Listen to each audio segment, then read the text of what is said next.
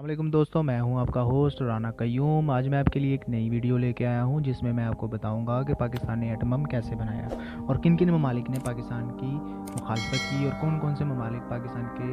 Atom bomb بنانے میں مددگار ثابت ہوئے اور پاکستان کے اندرونی پولیٹیکل پریشر کیا تھا اس وقت، اور پاکستان کے بیرونی جو عالمی پریشر تھا پاکستان کے اوپر ایٹم بم بنانے کے اوپر وہ کیسا تھا۔ تو ناظرین شروع کرتے ہیں 1998 سے، جب بی جے پی الیکشن جیت کر انڈین گورنمنٹ میں اور اس کے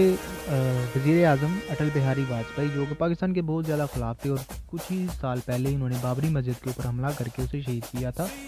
یہ پاکستان کے اوپر مختلف طریقوں سے حملہ آور ہونا شروع ہو گئے۔ روزانہ کئی کسان بیچارے شہید ہو جاتے اور ایل او سی پر فائرنگ کا تبادلہ انڈیا سے بھی ہوتا رہتا اور پاکستان سے بھی ہوتا رہتا۔ چونکہ اب انڈیا کے پاس ایٹم بم تھا، جو کہ اس نے 1974 میں ایٹم بم کا ایک کامیاب تجربہ کیا تھا، تو انڈیا ایٹم بم رکھتا تھا، تو اس نے پاکستان کو آنکھیں دکھانا شروع کر دی اور اعلان کر دیا کہ ہم لوگ پاکستان سے جنگ لڑیں گے۔ اٹل بہاری واجپئی، جو کہ اپنی الیکشن کمپین میں ہی انڈین عوام سے یہ وعدہ کر چکا تھا کہ میں پاکستان کے ساتھ جنگ ضرور کروں گا، اس نے پاکستان کو آڑے ہاتھوں لینا شروع کر دیا، کیونکہ تب پاکستان کے پاس ایٹم بم نہیں تھا اور پاکستان کی میزائلی پاور بھی اتنی اسٹرانگ نہیں تھی، اور تو اس وجہ سے پاکستان کا بہت زیادہ نقصان ہوتا، اور پاکستان اگر اس وقت جنگ کرتا تو اب خود ہی اندازہ لگا لیں کہ ہمارا پاکستان کے ساتھ کیا ہوتا۔ ادھر امریکہ بھی بھارت کے خلاف تھا، کیونکہ بھارت نے امریکہ کی مرضی کے بغیر ایٹمی دھماکے کیے تھے، جس کی وجہ سے امریکہ نے انڈیا کی 12 کروڑ فوجی امداد روک لی اور دوسری امدادیں بھی روک لی، جس کی وجہ سے انڈیا کو بھاری نقصان چکانا پڑا، لیکن یہ کچھ زیادہ دن نہ چلا۔ ادھر پاکستان کے پاس ایک ہی میزائل سسٹم تھا جس کی زیادہ سے زیادہ حدود 300 کلومیٹر تھی، تو پاکستان نے ایک میزائل کا تجربہ کیا جس کا نام ہدف 5 تھا، جس کو ہم گوری میزائل کے نام سے جانتے ہیں، اور اس کامیاب تجربے نے انڈیا کی آنکھیں کھول کر رکھ دی۔ ناظرین، گوری میزائل نے صرف 10 منٹ میں اپنے ہدف کو کامیابی سے نشانہ بنایا، اور اس میزائل کی خصوصی بات یہ تھی کہ اسے کوئی بھی اینٹی راکٹ سسٹم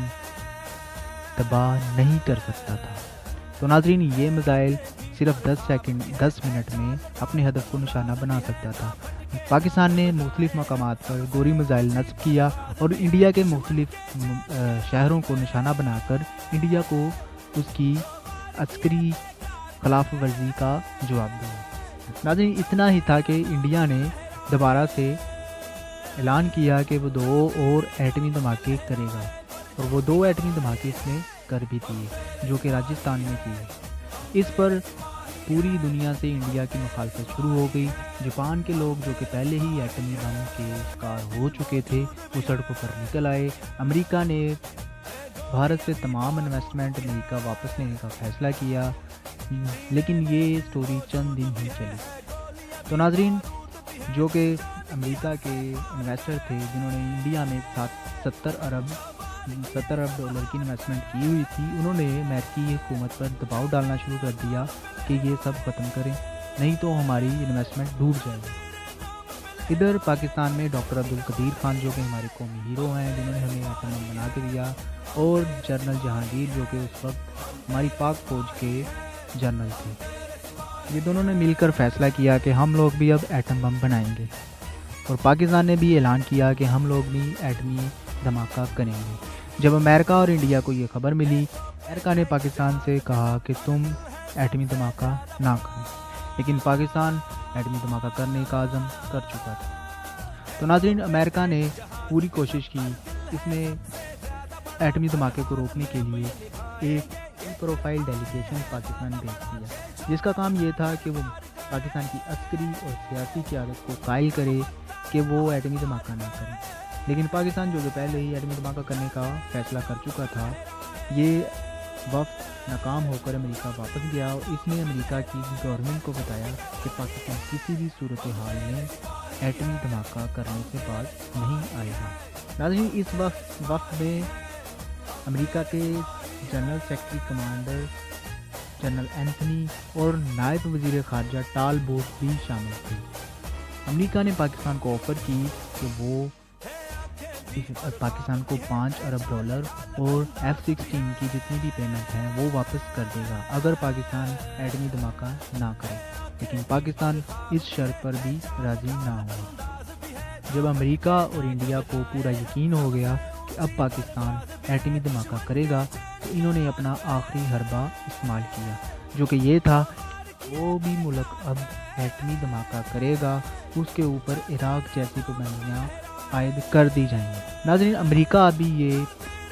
یہ قرارداد کو اقوام متحدہ میں پیش کرنے کی سوچ ہی رہا تھا کہ انڈیا نے ایک بہت بڑی غلطی کر دی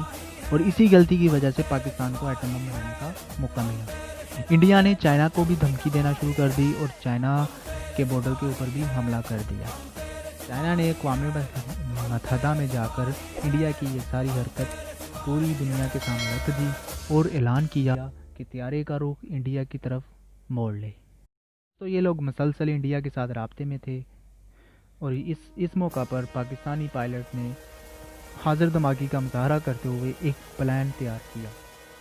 یہ پائلٹ طیارے کو ہوا میں ہی گھماتا رہا اور دہشت گردوں کو یہ بتاتا رہا کہ ہم انڈیا کی طرف ہی جا رہے ہیں، اور انڈیا نے بھی ممبئی کے قریب ایک چھوٹے سے شہر جس کا نام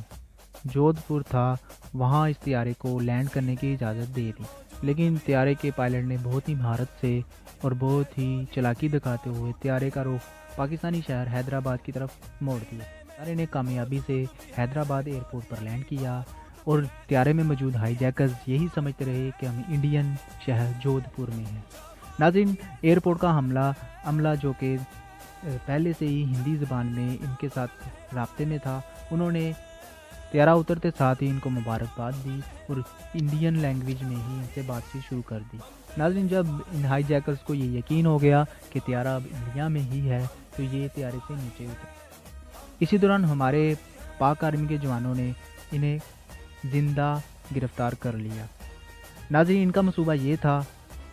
کہ یہ انڈیا کے شہر میں اتریں گے اور انڈین میڈیا کے اوپر لائیو آ کر پاکستان کے سامنے اپنے مطالبات رکھیں گے، جو کہ یہ تھے، ایک تو پاکستان ایٹمی دھماکہ نہ کرے اور دوسرا بلوچستان کے جو فنڈز ہیں ان کو دوبارہ سے بحال کر دیا جائے۔ تو ناظرین، پاکستانی آرمی اور پائلٹس نے مل کر اس ناپاک ارادے کو ناکام بنا دیا